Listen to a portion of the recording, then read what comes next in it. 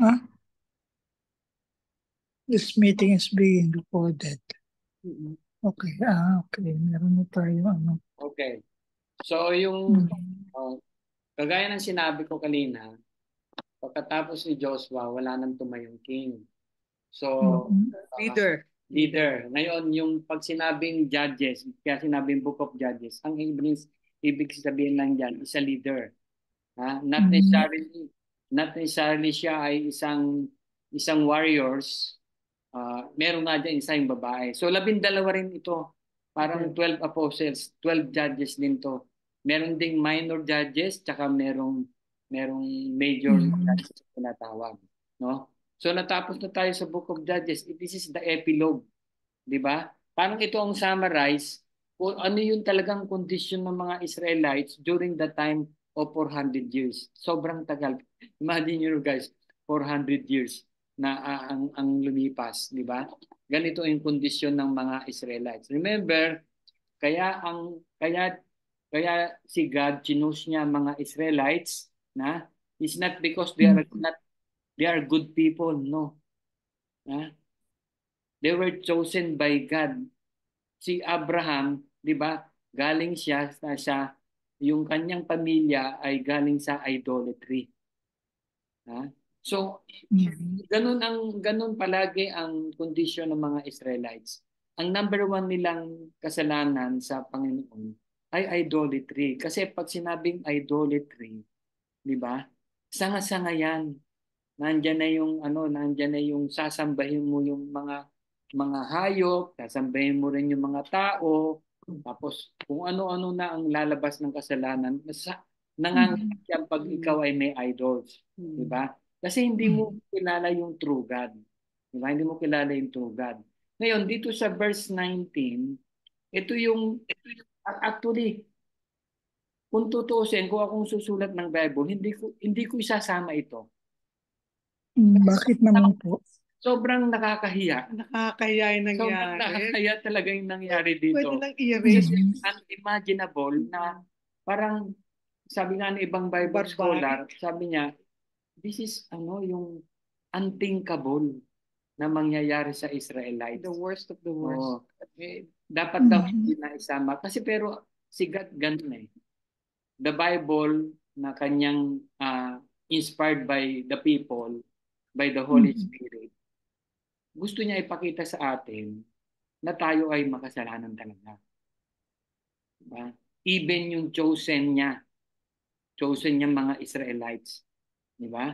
So, itong verse 19, I'll read. Chapter 19. Chapter 19, ang pag-aaral namin dito, verse by verse. Di ba? Para hindi ho tayo mawala sa context ng pinag-aaralan natin. Di ba? Now it came about in those days when there was no king. Yun nga, sinabi siya, walang king na tumatayo. And then there was a certain Levite staying in the remote part of the hill country of Ephraim, who took a concubine for himself to Bethlehem. Okay, ipaliwanag ko lang sa inyo to ha. Sinabi ko sa inyo, ang Levites ay dapat yan ay ang trabaho niyan ay doon sa temple, mga priest yan actually. Di ba? Ngayon, sabi dito sa verse 1, merong isang Levite staying in the remote part of the hill country. Pumupunta kasi sila from the different parts sa Ephraim. Mm. Ngayon, he took concubine. Guys, ang concubine, different from harlots. Di ba? Pag sinabing harlots, they are what? Prostitute. Di ba? Mm. Si ano ba sino ba yung mother ni Samson? Who is ano siya? Hindi ba prostitute? Di ba? Mm. Ngayon, itong concubine, pag sinabi, teka muna, yung concubine, ibig sabihin yan, she is a slave. Ha? Slave siya. Di ba? Tandaan nyo kay Abraham? Di ba? Oh my God. O, tapos natandaan nyo yung kay Jacob, di ba? Na kumuha din siya Okay. meron na siyang asawa pero may concubine pa rin siya. Ngayon, bakit ang Levite, pwede siyang kumuha ng concubine? Di ba? Bakit ganun? Pinagbabawal ba sa kanilang batas na ang mga Levites o mga priests ay magkaroon ng asawa. Ha? Tingnan natin. Tingnan natin sa Leviticus 21 para lang maging malinaw sa amin. Leviticus 21. Nagbabawal ba ang mga Levites o mga priests na mag-asawa o hindi?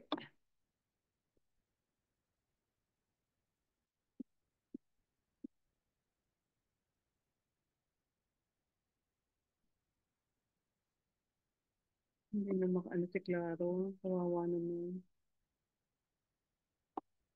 Leviticus? 21. Sorry, mali ako.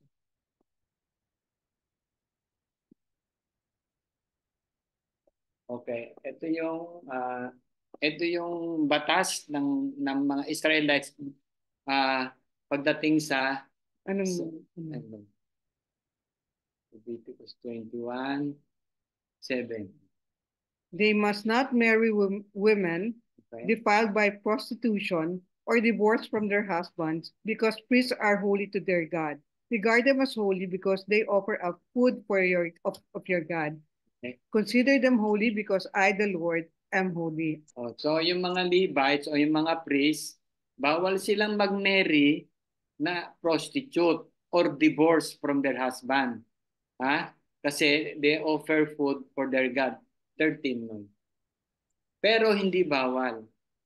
Hindi bawal mag-asawa. Okay. The woman he marries must be a virgin. He must not marry a widow or divorce or a woman defiled by prostitution, but only a virgin from his own house, so that he will not defile his offspring among his people. I am the Lord who makes him holy. Kasi from his descendants, magiging priest din yun. So, hindi bawal during that time ang mga priest na mag-asawa. Kaya lang merong mga kondisyon, di ba? So kaya itong sa chapter 19, itong Levite na to, he took a concubine for himself, di ba? In Bethlehem in Judah. But his concubine played the harlot. So ang problema, itong nakuha niyang babae, hindi naging ibig sabihin, hindi naging, what you call that, harlot? Against him. Ibig sabihin, hindi siya naging faithful. Diba? Nakipag-apid pa rin siya sa iba. Okay, so ang ginawa na, she went away from him to her father's house. So bumalik yung babae. Iniwan niya ngayon itong Levite, di ba? Okay? And there was a period of 4 months. So 4 months siyang umalis doon sa Levite. So anong nangyari, yung husband niya, and then her husband arose and went after her to speak tenderly to her in order to bring her back. So hiniwiwin niya yung yung babae, taking with him a servant with a pair of donkeys. So she brought him into her father's house, and when the girl's father saw him, he was glad to meet him. So pumunta siya, may mga kasama para anuin uli yung babae, di ba? Para iwin uli siya, di ba? Okay. Verse 4. His father-in-law, the girl's father, detained him. Parang hindi naman, guys, iba ibig sabihin ng detain dito. Parang pinatulog doon, di ba? Doon muna siya. And he remained him in 3 days. 3 days. So they ate and drank and lodged there. Ngayon, pag sinabi dito sa Bible during that time, ate and drank, hindi ibig sabihin inuman talaga.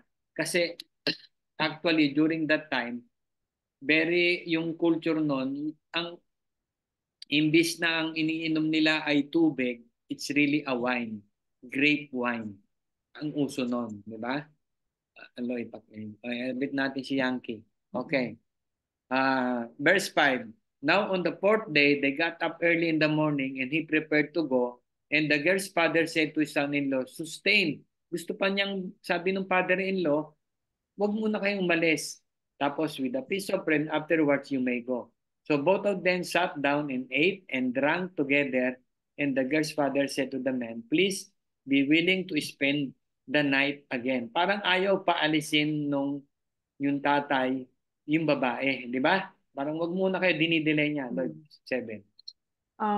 Then the man arose to go, but his father-in-law urged him so that, sorry. Ano nangyari?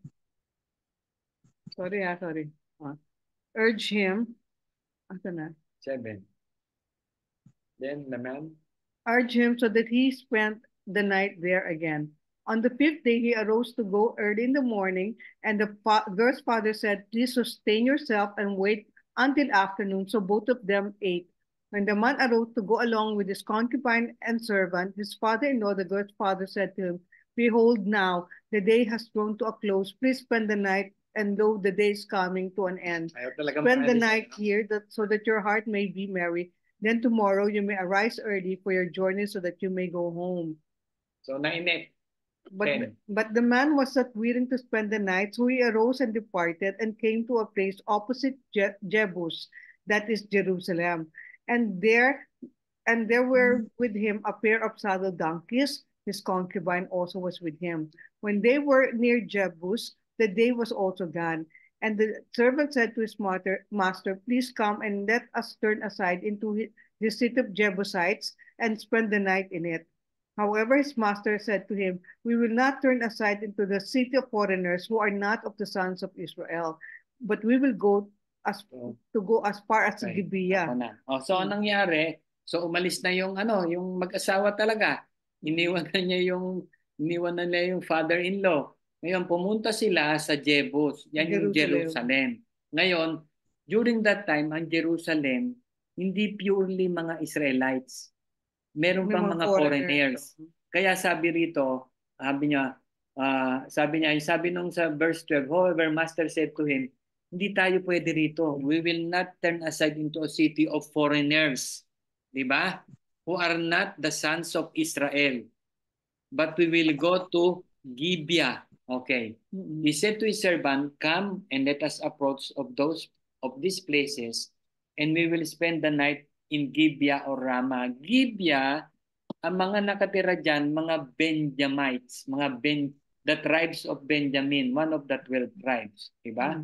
So they passed along and went their way, and the sun set on them near Gibeah, which belonged to the tribes of Benjamin. Yan, mga Israelites na yan mga guys. Ha? Hindi ka pares doon sa Jerusalem, marami pa rin foreigners. Mixed sila doon. So, delikado pa rin. 15. They turned aside there in order to enter the lodge in Gibeah. When they entered, they sat down in the open square of the city, for no one took them into his house to spend the night. So walang walang nag-aano sa kanila, walang nagpapatuloy. Kasi 'di ba natandaan niyo, 'di ba si Mary at si Joseph, 'di ba? Wala talagang nagpapatuloy sa kanila kasi culture sa kanila 'yon. Merong pumupunta sa lugar nila na foreigner, dapat ang dapat patutuloyin mo 'yon. Dapat patutuloyin. Oo, ganun ang Nasa culture Leviticus 19 nila. yun. Culture nila 'yon. Ngayon, this time ito ring mag-asawa, walang nagpapatuloy sa kanila. Kaya pumunta na sila sa open square, 'di ba? For no one took them into his house and spent the night. 16. Then behold, an old man was coming out of the field from his work at evening. Now the man was from the hill country of Ephraim. Ephraim saan na Ephraim yan? Hill country of Ephraim. And he was staying in Gibeah. But the men of the place were Benjamites. And he lifted up his eyes and saw the traveler in the open square of the city. And the old man said, "Where are you going, and where do you come from?" He said to him, we are passing from Bethlehem in Judah to the remote part of the hill country of Ephraim. Pareho silang taga Ephraim. For I am from there, and I went to Bethlehem in Judah. But I am now going to my house, may bahay siya doon, and no man will take me into his house. And ito pala yung yung Levite pala. Yet there is both straw and fodder for our donkeys, and also bread and wine for me, your maidservant, and the young man who is with your servant. There is no lack of anything. The old man said, "Peace to you, only let me take care of your needs. However, do not spend the night in the open square. Okay. Delikado ka. So so they anong took nangyari? him to his house and gave the donkey's father, and they washed their feet and ate and drank. So anong nangyari? Merong isang matanda na nakita sila nando sa open square. So pinatuloy sila sa kanyang bahay. Yun yung binasa ni Lloyd.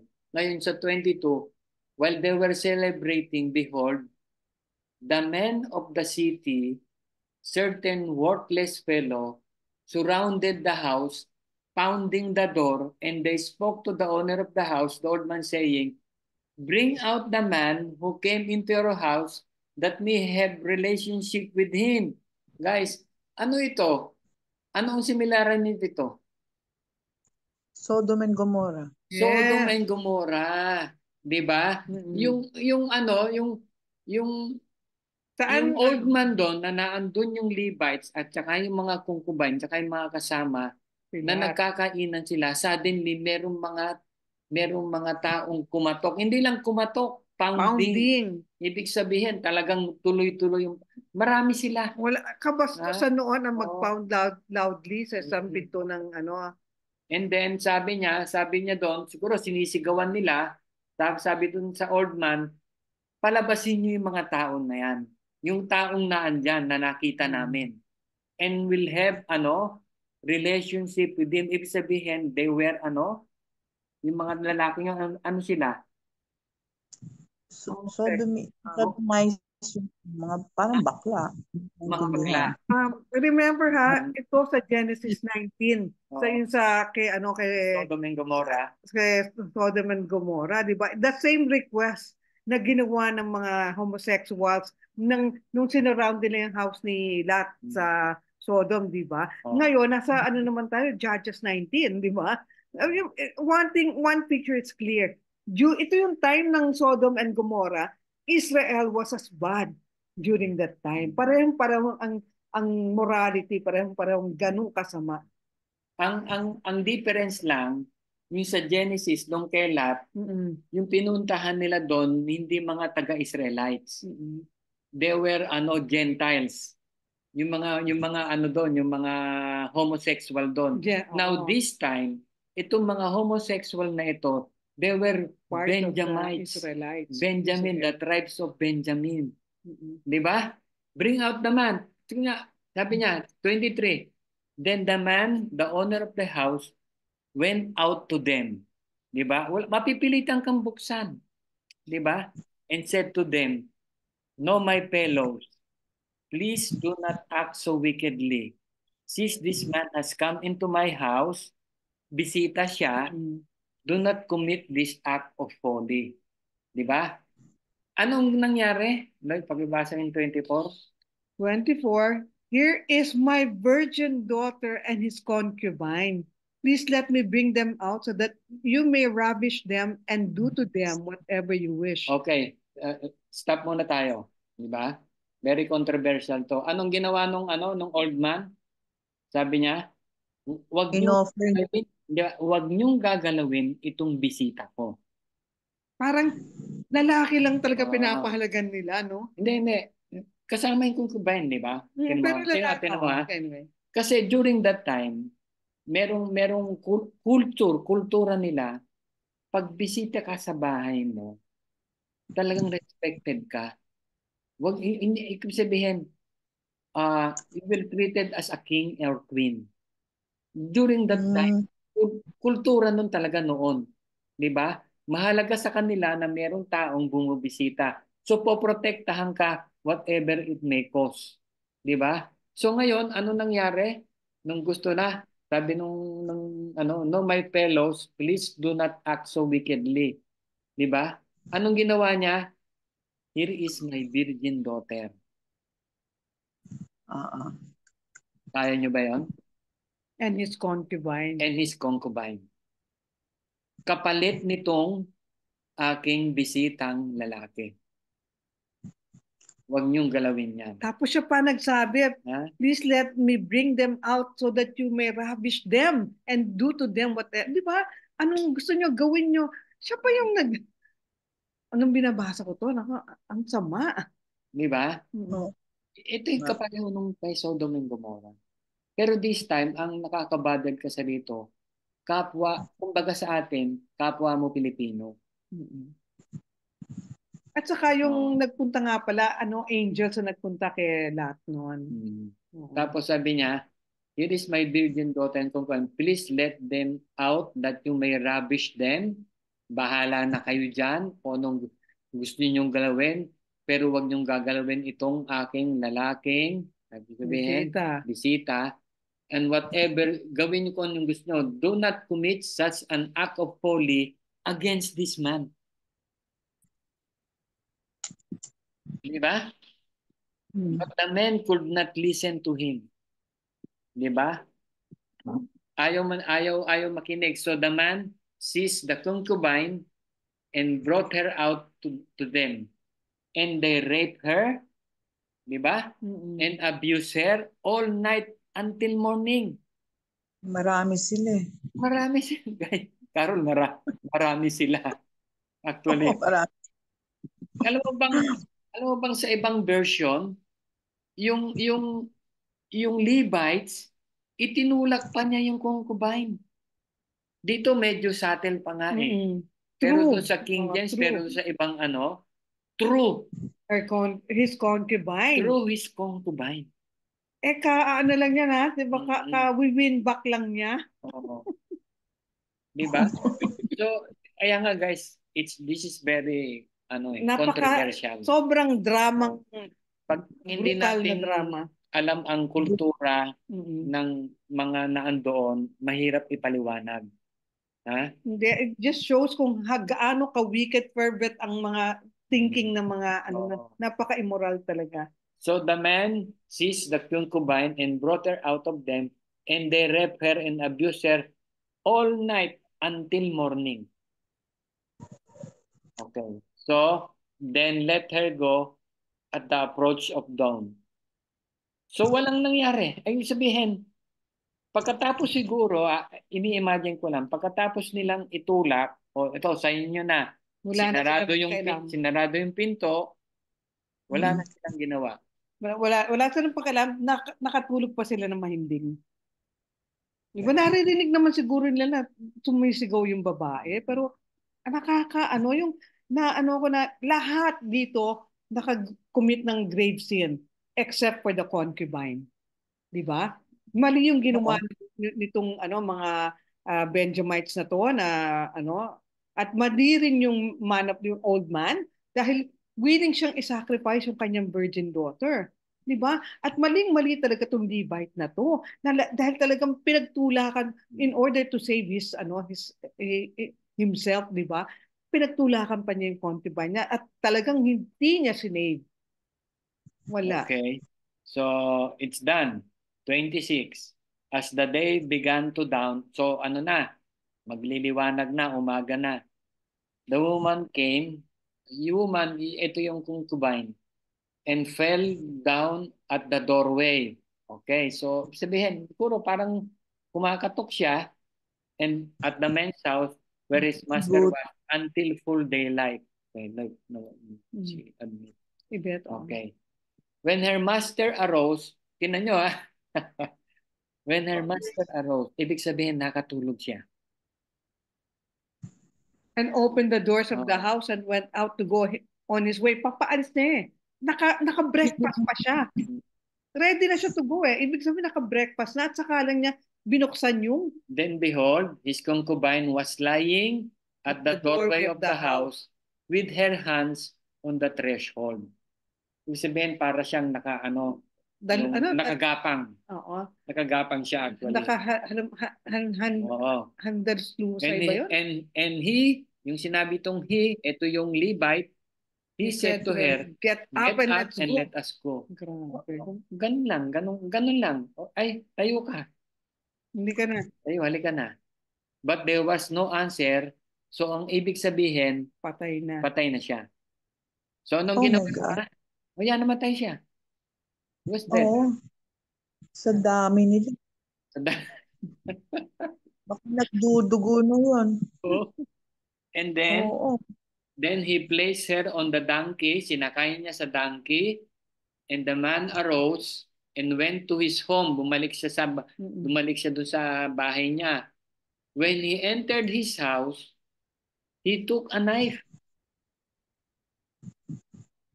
and laid hold his concubine and cut her in 12 pieces.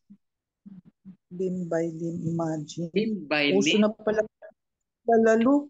And sent her throughout the territory of Israel. All who saw it said, nothing like this has ever happened or been seen from the day when the son of Israel came up from the land of Egypt to this day. Consider it, take counsel, and speak up. So, ano ang purpose? Sige. Ano ang purpose ng ginawa ng Levite? Pinaghati-hati. Yeah. Ano lang natin, i-explore lang natin. So dinala niya yung concubine niya, 'di ba? Tapos pagdating sa bahay, pinapiraso niya in 12. Oo nga. Tapos binigay niya sa mga messenger niya sa bawat tribes ng Israel, the 12 tribes of Israel. Anong gusto niya? Magalit, di ba? Anong gusto niya? Ipalabas na itong mga Benjamites, mga walang hiya, to prove siguro other tribes, no? Bakit pinutol-putol pa? Siguro, eto yung ginawa niya, etong ginawa nila, o diba, the 12 tribes, 12 pieces. Okay. Di kaya, yun ang isip. Sino may opinion pa? Sino may opinion?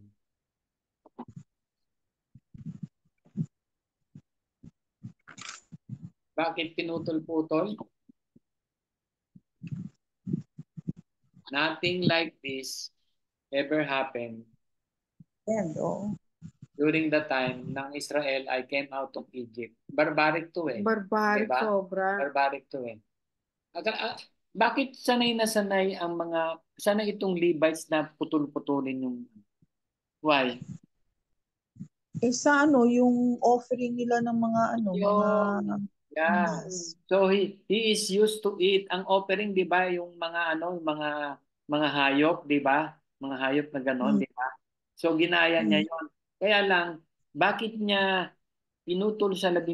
Kasi out of anger at para malaman niya, galit siya talaga sa mga Benjamites. At para malaman ng buong bansa, parang sa atin, gagawin natin yan. Nabawa ako, ganun yung ginawa ko. Pinutol-putol ko, dadalhin ko sa Luzon, Visayas, sa Mindanao. Halimbawa, 3 parte lang.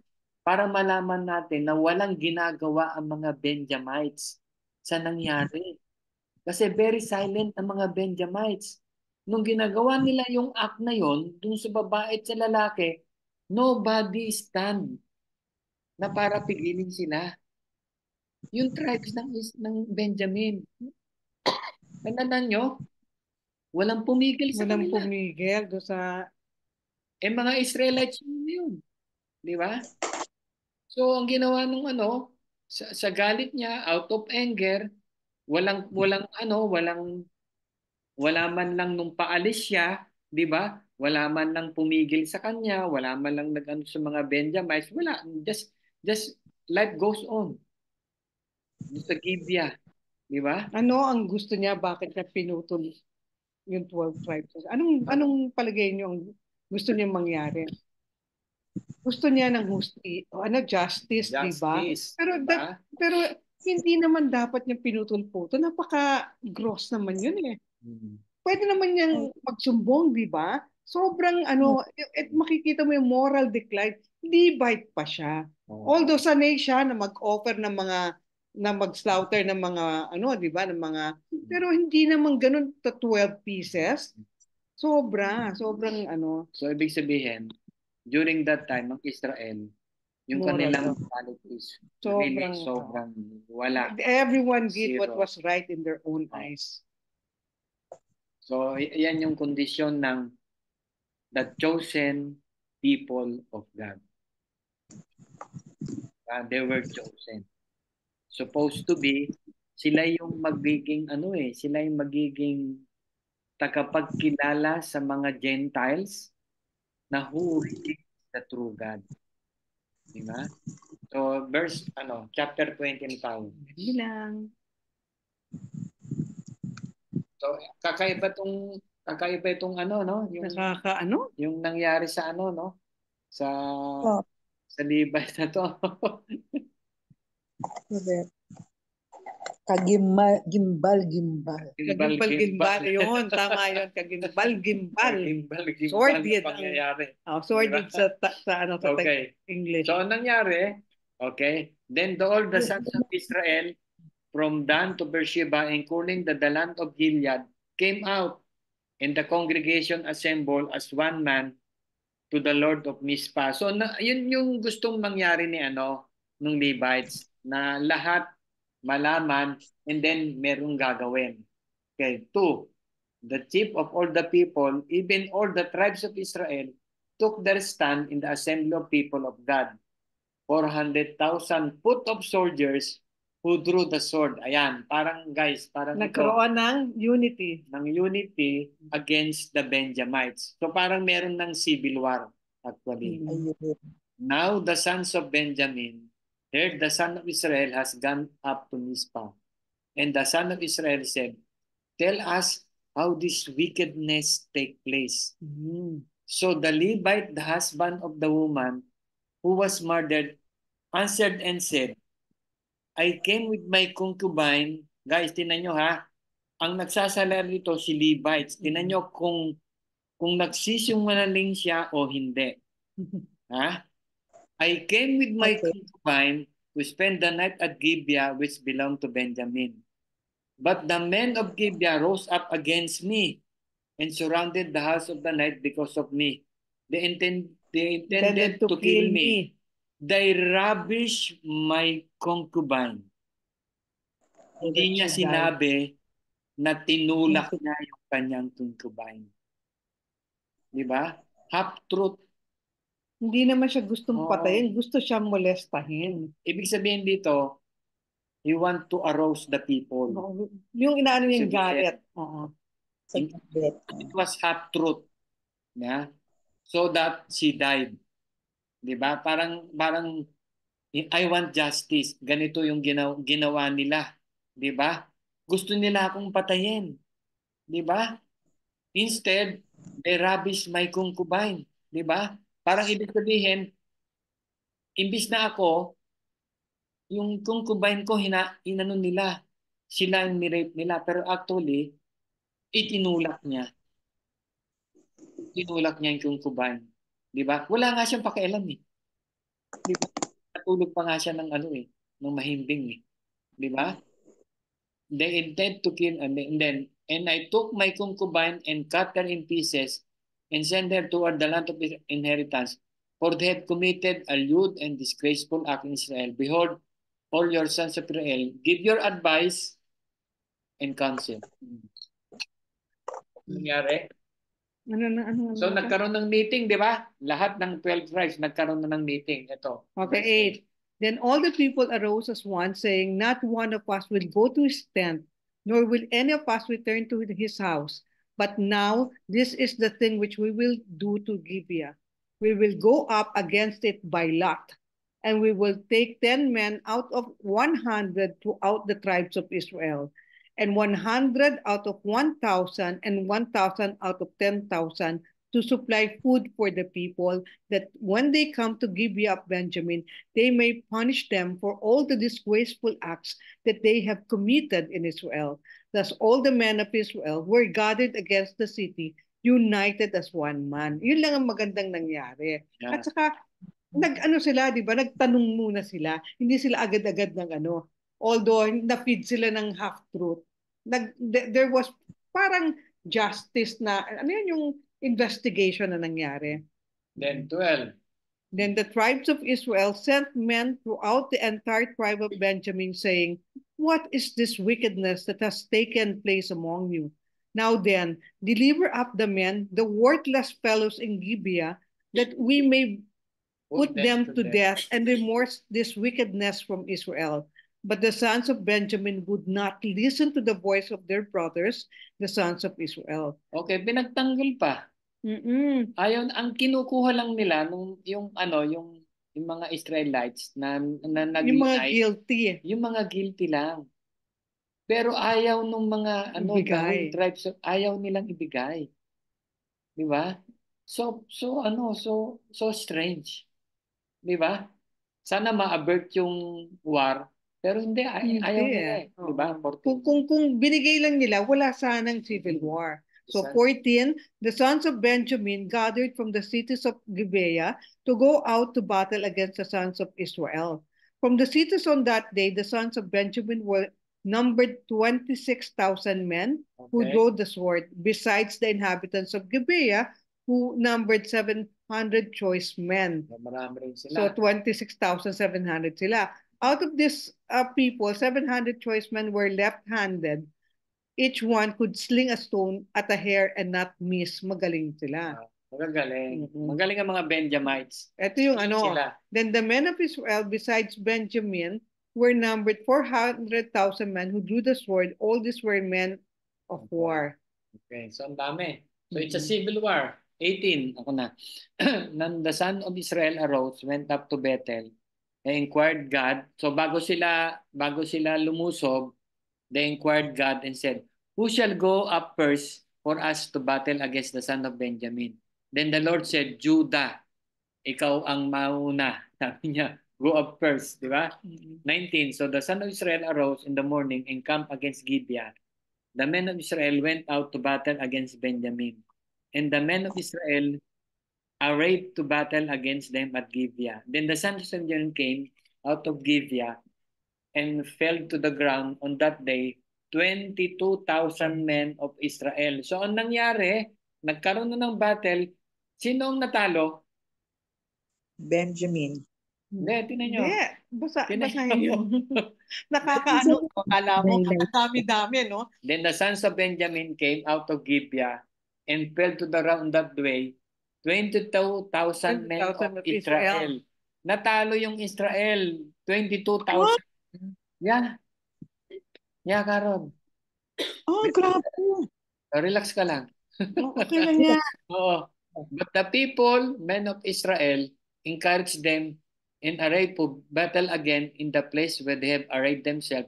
Kasi skilled nga yung yung mga Benjamin, di ba sabi niya, lahat sila, yung slingshot nila, pag pinakawalan nila yung slingshot, hit nila yung target. Yung nakaraang yung verse, di ba? They were skilled. Although marami mga Israelites, they were not so skilled.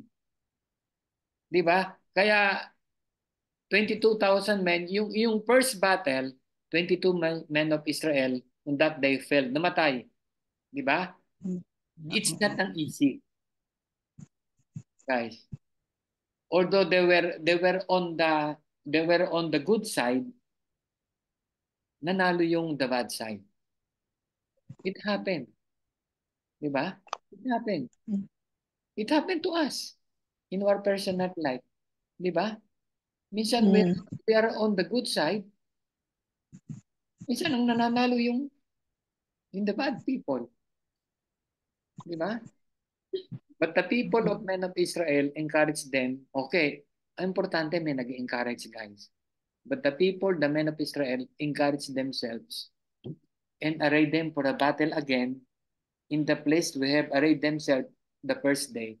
The sons of Israel went up and wept. And wept before the Lord. This time, they wept before the Lord until evening and inquired the Lord, saying, "Shall we again draw near for a battle against the son of my..." Parang nagkuhuli na sila. Tutuloy pa ba kami? And the Lord said, "Go up against him." Okay, sige. Go up, Lord. 24. Then the sons of Israel came against the sons of Benjamin the second day. Benjamin went out against them from Gibeah the second day and fell to the ground 18,000 men of the sons of Israel. So lagas na yung 400,000 nila. All this So, drew the natalo sword. uli. Talo na naman. Then all the sons of Israel and all the people went up and came to Bethel and wept. Thus they remained there before the Lord and fasted that day until evening. Ito ang difference. Nag-fast na sila. And they offered burnt offerings. Nag-offer pa. Kanina, umiyak lang sila. And peace offerings before the Lord. The sons of Israel inquired of the Lord, for the ark of the covenant was there in those days. And Phinehas, the son of Eleazar, Aaron's son, stood before it to minister in those days, saying, Shall I yet again go out to battle against the son of my brother Benjamin, or shall I cease? And the Lord said, Go up, for tomorrow I will deliver them into your Okay. hands. So yung pangalawa, yung una natalo, 22,000. Yung pangalawa natalo uli. Ha? Diba? Yeah. Bakit ganon? Ha? Walang offering. Tingnan nyo, and the Phinehas, the sons of Israel inquired the Lord again, di ba? And yet, this time, they fasted the day until evening. Ayun nga, hindi nag-fast. Yeah. And then they offered burnt offering and peace offering before the Lord. Kasi guys, God can read the hearts of people. Di ba? Baka kasi yung una at saka second battle na inaano, they were there just because of glory. Yung vengeance. Yung ibig sabihin, yung sabihin, pag nanalo sila, yung glory will not be on the Lord. Sa kanila. Di ba? Sometimes ganun, guys, yung our battle of life, minsan, di ba, talo. Di ba? Kasi the Lord reads our heart eh. Di ba? Sometimes we do it for our glory. Di ba? Sometimes we do it in the wrong way. Di ba? At saka 400,000 sila, sila sa might nila, sa dami nila, nag-rely sila. So God has to humble them. Nakita niyo, naalala niyo ba yung Gideon, guys? Yung Gideon, yung yung 300 lang. dati 22,000 ba? Yung kanyang nung sabi ng Lord, babaan mo pa. Hanggang naging 300. Pero tsaka sila nanalo. Parang ganito rin. Parang kasi kailangan i-give mo kay God ang glory. Kasi hindi naman mangyayari talaga yun. Hindi sila mananalo kundi dahil kay God. So ayun din ang ginawa ni God dito. Hinumble niya for them to know na kahit na marami kayo, it's all about God. It's not numbers. It's not numbers. It's not numbers, guys. 29. So Israel set men in ambush around Gibeah. The sons of Israel went up against the son of Benjamin on the third day and arrayed themselves against Gibeah as the other time. The son of Benjamin went out against the people and were torn away from the city. Now, nabago yung kanilang tactics, di ba? Pinalis muna nila yung mga Benjamin, pinagpahabol sila. Sila. May ginawa na yan eh. Saan ba yan? Kay Ai. Sa Battle of Ai. Nagpahabol. Sa Joshua yan. Pag hinabol nila yung mga Israelites, tapos mawawala na yung mga soldiers doon sa city, tsaka nila ang gagawin nila, dalawang grupo, pag wala na yung mga warriors doon sa city, merong mag-a-attack doon sa city. Ngayon, yung humahabol doon sa mga nagpapahabol, naman nila yon. Sabihin, i-conquer naman nila yon, di ba? Magugulat sila, di ba? So, ito yung nangyari. They struck down before us, but the sons of Israel said, let us plead that we will draw away from the city to the highways. 33, then all the men of Israel arose from their place and arrayed themselves at Balkamar. The men of Israel ambush, yun sinasabi ko. Nagpahabol, tapos inambush nila. Ha? So wala nang tao dun sa city. Benjamin did not know that the disaster was close to them, and the Lord struck Benjamin before Israel. So the sons of Israel destroyed 25,000 men of Benjamin that day, all drew the sword. So But pinatay nila lahat. 26,700 sila, no? Di ba? Ilan ang namatay? So this time, after the Israelites fasting and drove burnt offering, then the Lord has seen their hearts. This time they won the battle. Diba? Ganun talaga. Hindi palagi tayo we won the battle. So the sons of Benjamin saw that they were defeated when the men of Israel gave ground to Benjamin because they relied on the man in ambush whom they had set against Gibeah. The men in ambush hurried and rushed against Gibeah. The men in ambush also deployed and struck all the city the sword. Now the appointed time between the men and the men ambush, they will make great cloud of smoke arise from the city. Then the men of Israel turned in the battle, and Benjamin began to strike and kill the 30 men of Israel, for surely they are defeated. Okay. But when the clouds began to arise from the city in the column of smoke, Benjamin looked behind them, and behold, the whole city was going up in smoke. So wala na. Natalo na yung mga Benjamites doon sa city. Then the men of Israel turned, and the men of Benjamin were terrified, for they saw disaster was close to them. By 42. 42. Therefore they turned their backs before the men of Israel toward the direction of the wilderness. But the battle overtook them, while those who came out of the cities destroyed them in the midst of them. They surrounded Benjamin, pursued them without rest, and trod them down opposite Gibeah toward the east. Thus 18,000 men of Benjamin fell, and all these were valiant warriors. The rest turned and fled towards the wilderness to the rock of Rimmon. But they caught 5,000 of them on the highways and overtook them and at Gidom and killed 2,000 of them. So all of Benjamin who fell that day were 25,000 men who drew the sword. All these were valiant warriors, but 600 men turned and fled towards the wilderness to the rock of Rimmon. And they remained at the rock of Rimmon 4 months. The men of Israel then turned back against the sons of Benjamin and struck them with the edge of the sword, both the entire city with the cattle and all that they found. They also went on fire and the cities which they found. So in other words, natalo na yung Benjamin. Kaya lang may natirang 600 man. May natirang 600 na mga lalaki. Lahat pinatay nila. Man and woman pinatay nila. Like paki 21. Tuloy na natin 21. Last chapter of the book of Judges. Ay, ano ko na yung 21? Oh, 21. Sandali.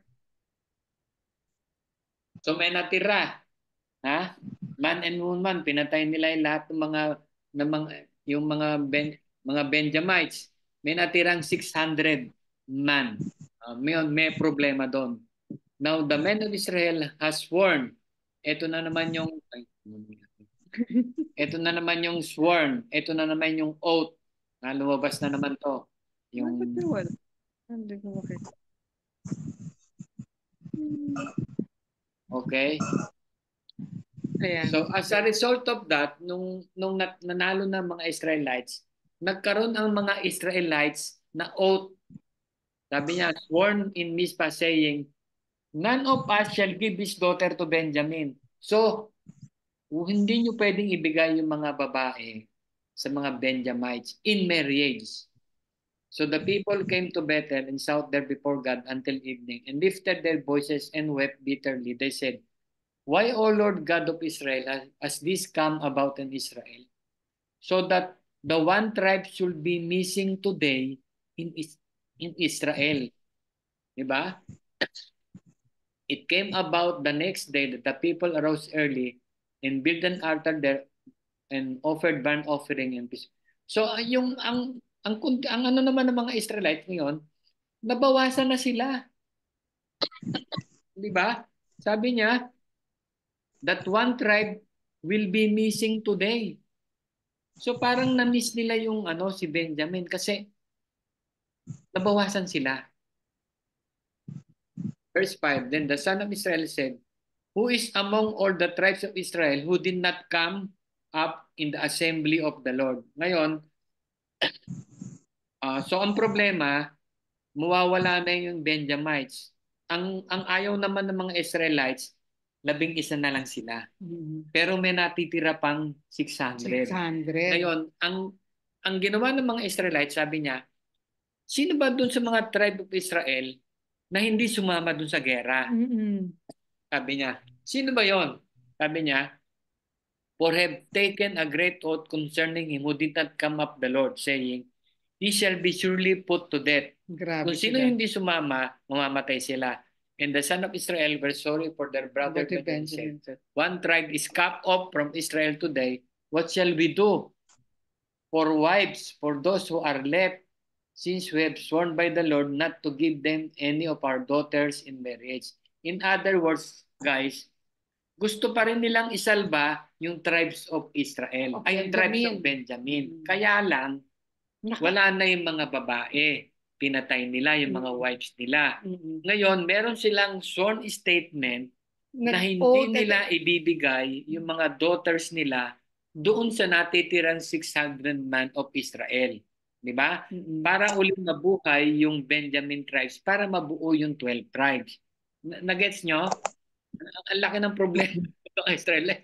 Sumasakit ang ulo ko rito. Okay, Lloyd, pakibasa 8.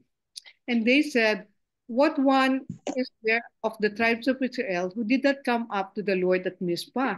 And behold, no one had come to the camp from Jabesh Gilead to the assembly. For when the people were numbered, behold, not one of the inhabitants of Jabesh Gilead was there. And the congregation sent 12,000 of the valiant warriors there, and commanded them, saying, go and strike the inhabitants of Jabesh Gilead with the edge of the sword, with the women and the little ones. Grabe, Okay. no? So, ang di pala sumama itong Jabes at saka Gilead. So, nagpadala ngayon na Israelite ng 12,000, patayin sila lahat. Strike them. 11. This is the thing that you shall do. Sabi niya. You shall utterly destroy every man and every woman who has lain with a man. Papatayin nyo lang yung mga babae. And they found among the inhabitants of Jabes 400 young virgins. Ang ititira lang nila, yung 400 virgins. Pero yung mga may anak na, papatayin nyo. Tingnan nyo yung pag-iisip nitong mga Israelites, para lang mabuo yung the tribes of Israel. Supposed to be, papatayin nila lahat yun Di ba? This is those obedient, who was not known by man by lying him. And they brought them to the camp of Shiloh, which is the land of Canaan. Then the whole congregation sent word and spoke to the sons of Benjamin who were at the rock of Rimmon and proclaimed peace to them. Nakipag-peace na sila dun sa mga natirang mga Benjamin, yung 600. Tama? Benjamin returned at that time and they gave them the woman who they kept alive from the woman of Jabes. 400 young virgins, binigay niya doon sa mga 600 man na natira na Benjamites para anakan, para mabuhay muli ang Benjamin tribes. Gets nyo? Di ba? And the people were sorry for Benjamin because the Lord has made breach in the tribes of Israel. 16. Then the elders of congregation said, what shall we do for the wives, for those who are left? Since the women are destroyed out of Benjamin, they said, they must be inheritance for survivors of Benjamin, so that the tribes will not be blotted out for Israel. Yun yung sinasabi ko. But we cannot give them wives of our daughter, for the sons of Israel has sworn, saying, curse is who give a wife to Benjamin. Yan yung mga oath. Hindi nila pwedeng i-break, di ba? Yun yung mga dating yung pinag-aralan natin, di ba? 19. So they said, behold, sabi niya. So kulang pa kasi yung 400 na yun 600 kasi yun Sabi niya, so itong ginawa ng paraan nila, behold, merong peace of the Lord from year to year in Shiloh, which is on the north side of Bethel, on the east side of the highway, goes up from Bethel to Shechem. Merong peace Sabi niya, meron daw feast, pumunta tayo doon. And they commanded the sons of Benjamin saying, go and lie and wait in the vineyards. Ngayon, parang may piyesta ron. Siyempre, maraming mga babae. Pumunta kayo ron, magtago kayo sa vineyards. And watch, and behold, if the daughter of Shiloh come out, take part of the dances, and you shall come out to the vineyard, and each of you shall catch his wife from the daughter of Shiloh. Kita nyo guys yung pag-iisip nito Pwede naman. Pag dumating daw yung, kasi may peace nga, dinisayawan, nakatago sila sa vineyards, di ba? Pag dumating daw yung mga daughter of Shiloh, i-grab nyo sila. Ha? Sabi niya, came out when their fathers and the brothers came to complain us that we shall say to them, give them to us voluntarily because we did not take each man of Benjamin. Kami ang bahala. Kunin niyo yung mga yon. At kami ang makikipag-usap dun sa mga parents, sabi niya. Sasabihin daw ng mga Israel, give them voluntarily because we did not take each man of Benjamin a wife in a battle. No, did not give them also, you will now feel be guilty. The sons of Benjamin did so and took wives according to the number of those who danced, who carried them away. And they went and returned to the inheritance and rebuilt the city and lived there. So hindi nawala yung tribes of Benjamin. Kamuntik na. Muntik na, 'di ba? Pero the way they do it, talagang sobrang drama. Sobrang out of this world, 'di ba? Yung pagpapahalaga ng mga babae noon during that time, sobrang parang baliwala. Sobrang very low. 'Di ba? Sobrang kung ganun mo na lang kunin, 'di ba? Kunin mo. 'Di ba? Take it as your wives. Bakit may little drama pa, 'di ba? Na parang inaalaw nila ang Benjamites to kidnap tong mga babaeng to. Actually, they kidnap it. So, 'di ba? Without official approval, 'di ba? Rather than go to this charade, parang di ba? They should have simply confessed yung sin nila for making a foolish oath and do the right thing instead of trying to do two wrongs, di ba, equals right. Mali ito eh. And this, yung tribe ng Benjamin was sufficiently restored, di ba? At saan nanggaling ang first king ng Israel? Si Saul, saan galing si Saul? Alam niyo ba? Sa Benjamin. So hindi pwede talaga ma-wipe out ang Benjamin. Kaya pala. Kaya pala. Pero in a wrong way. In a wrong way. 'Di ba? So at the end, the sons of Israel departed from there at that time, every man to his tribe and family, and each one of them went out from there to his inheritance. 25. Ito yung ito yung condition ng mga tao. In those days, there was no king in Israel. Everyone did what was right in his own eyes. Ito yung kind kumbaga sa kung ano yung tama mo, kung ano sa paningin mo ay tama, gawin mo. Ito yung, sa street language, walang basagan ng trip. Kung gusto ko to, wag kayong makialam. Ito yung kind of moral, political, social, spiritual chaos kasi during that time eh. Kasi wala pa talaga silang king. Meron naman silang king. Hindi lang nila ma-recognize si God as their king. Parang tayo, di ba? We go wayward kapag we do not recognize God as our king. Di ba? People kasi forget about God as their king. Di ba? Yung 400-year period ng mga judges, ito yung naging sobrang sama, di ba? They rejected yung standard ng Word of God and accepted yung individual standard of doing what was right in their own eyes. Kaya sana tayo maging aware din tayo na we shouldn't push our way. We should push God's way palagi. Okay. That's it. That's the book of Judges. Yan yung ating pinakita lang sa atin yung kondisyon ng mga Israelites, the chosen people of God. Yan yung chinos ni God. And what happened is because there are many disobedience, And then there will always be a consequences. Mm-mm. Yung 12 tribes, imbis na sila ay maging united, nagkaroon pa sila ng civil war. And then there was, nawalan ng king, kasi tayo kasi parang gusto natin laging merong physical, di ba? Laki. Oo. Yung physical na king. Di ba? We cannot recognize yung talagang one true God, Mm-mm. an invisible God.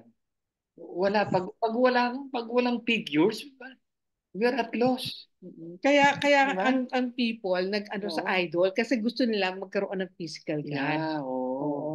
Ito nga yung sa kay Micah, yung hindi natin na-take na 17 and 18 na chapters. Ito yung kay Micah. Siya yung nag-legalize ng icon o God na kumuha siya ng isang Levite na priest to be para maano yung ano niya, yung kanyang bahay. Meron siyang God na ginawa galing sa mother niya na yung pera at iyon pinag-agawan-agawan yung idol na yon.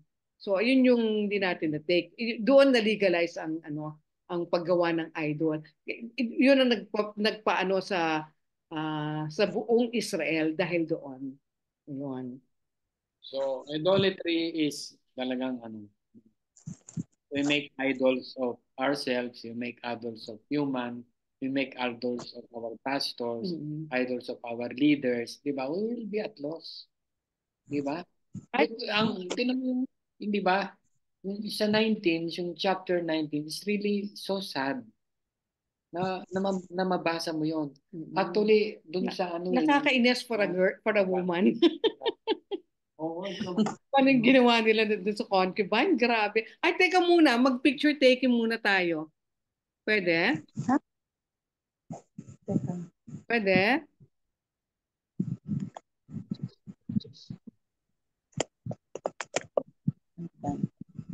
Hi, Mel. Andiyan na pala. O, Melot. Andiyan si Melot kanina pa. Maricel. Larcy. Sino sa sim user? Dalawa yun. Ate, feeling ko si Kuya Claro talaga yan. Kaya Claro, hindi niya ikaw ba? mai-sign in. Hindi. Binitawan na niya yan eh. Kaya lang hindi niya alam kung paano niya ililib. Hindi, si Magic ko naman. Si Ate Maji ba? So, Ate Maji kasi private kita eh. Hindi ka Maricel, ano na tayo? nagre-reply. Ano mo, Marino. Ay, ayun pala nag-reply. Yankee. Marino, picture taking na muna tayo. Test si Rick, andyan? Ayan, Marino. Ito, nandito siya. Sandali. Sasama daw siya. Okay, yeah. Sasama daw si Rick. Picture tayo, sa class picture.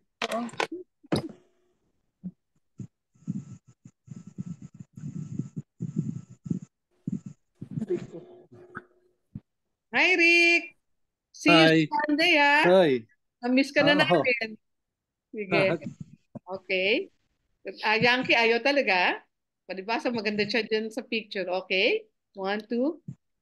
Mike, tumingin ka. Sorry, sama ng pakiramdam ko kaya ayaw ko magpakita. Sige. Okay. 1, 2, 3. Okay. Thank you. Okay. Thank you. Salamat. Thank you. Si Rick muna ang